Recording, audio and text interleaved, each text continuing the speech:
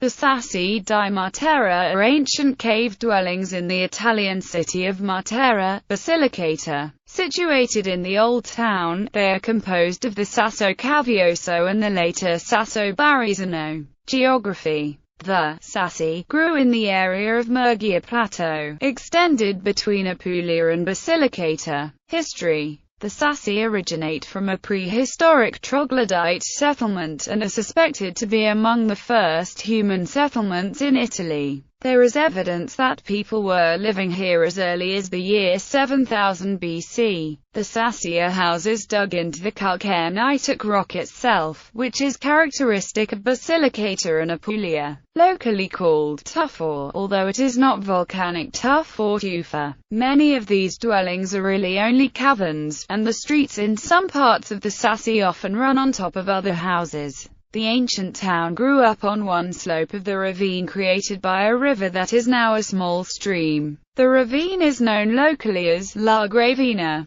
In the 1950s, the government of Italy forcefully relocated most of the population of the Sassi to areas of the developing modern city. Riddled with malaria, the unhealthy living conditions were considered an affront to the new Italian Republic of Alcide de Gasperi. However, people continued to live in the Sassi, and according to the English Fodor's Guide, Matera is the only place in the world where people can boast to be still living in the same houses of their ancestors of 9,000 years ago. Until the late 1980s, this was considered an area of poverty, since many of these houses were, and in some cases still are, uninhabitable. Current local administration, however, has become more tourism-oriented, and it has promoted the regeneration of the Sassi with the aid of the European Union, the government, UNESCO, and Hollywood. Today there are many thriving businesses, pubs, and hotels there, as described in an April 2015 New Yorker magazine article. Photo gallery.